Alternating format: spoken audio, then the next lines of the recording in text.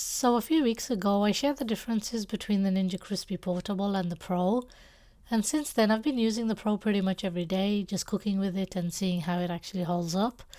And I mean, it cooks really well. You can see it right here. The airflow is strong, the results are solid. But after using it for a while, I started noticing something I didn't expect. I like how it cooks, I just don't always enjoy using it. And when something costs around 400 Canadian dollars, that starts to matter to me. So I wanted to take my time with this one and figure out if it actually makes sense to buy. So if you're new here, this is how I usually test these. I just use them the way most of us actually would at home. Cooking real meals, trying different foods, and paying attention to the little things you only notice after using it for a while. So let's get into how this one actually performs. I tested a range of different foods in this air fryer, and overall the cooking performance is solid. My food came out evenly cooked with good browning and consistent results. In terms of cooking, it behaves very much like a traditional air fryer. The heating element and fan sit at the top, and the hot air blows down into the container to cook the food, which still require flipping or tossing, so the air fryer process itself isn't really different. What is different is the container system. Instead of a basket with a center handle, you're cooking in glass containers with side handles.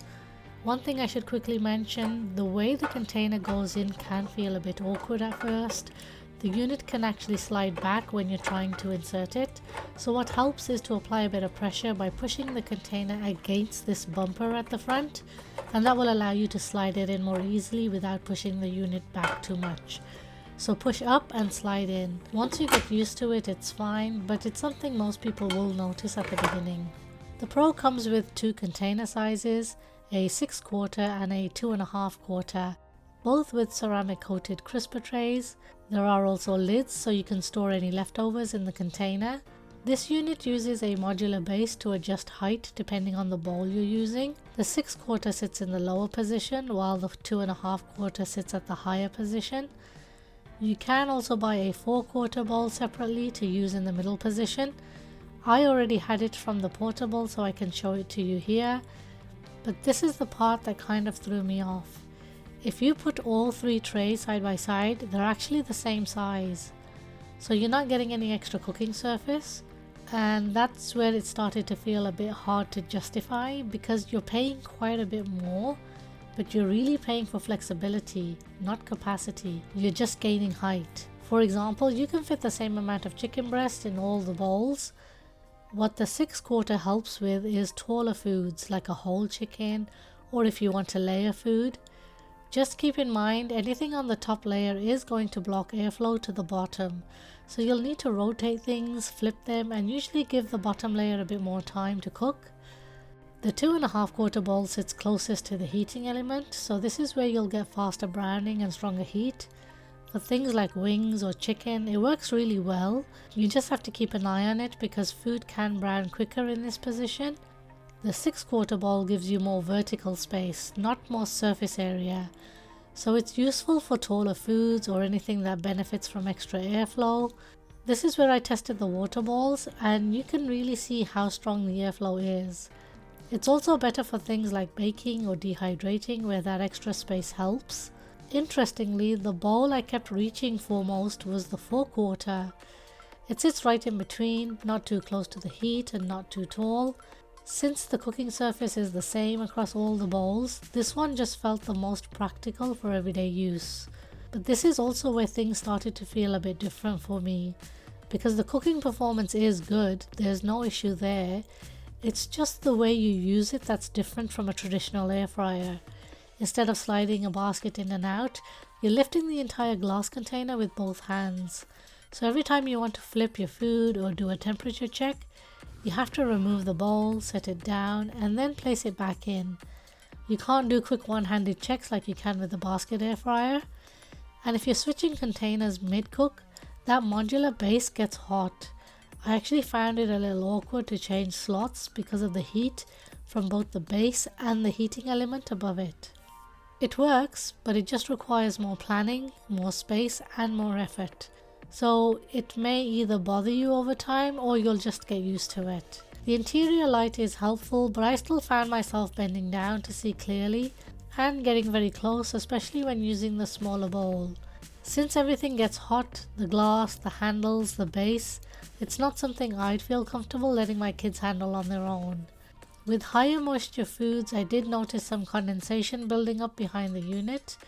Because the heat vents upward, I also found the underside of my cabinets getting a bit damp, so it's something to keep in mind, especially if your setup is a bit tight. The display panel is simple and the control dial makes it easy to rotate through the 6 cooking functions, ranging from air fry to dehydrate and set time and temperature.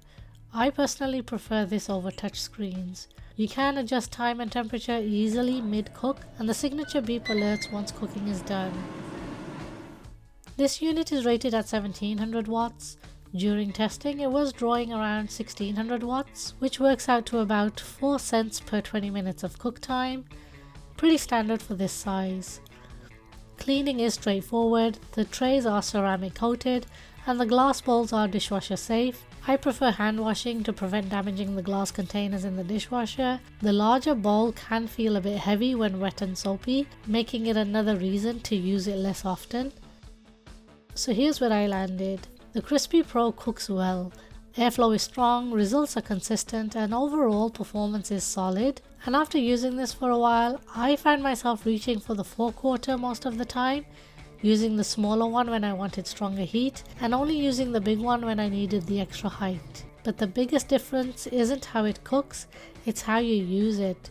It just requires more effort to work with the glass container instead of sliding a basket in and out. And if I could change a couple of things, I definitely want a wider base so you actually get more cooking surface, and maybe an extra rack included so layering food actually works better. Because right now the extra height is nice, but it's not always useful. So this air fryer makes the most sense if you specifically want glass containers and ceramic surfaces and you're okay with that workflow.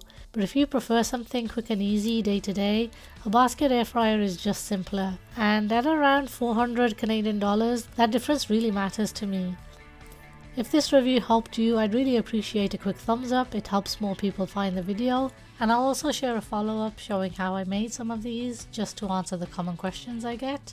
And if you're looking into either of the Ninja Crispi air fryers, I also run a really active Crispi community where people share what they're cooking, what's working, what's not. So if you like learning from real use, you'll find it helpful.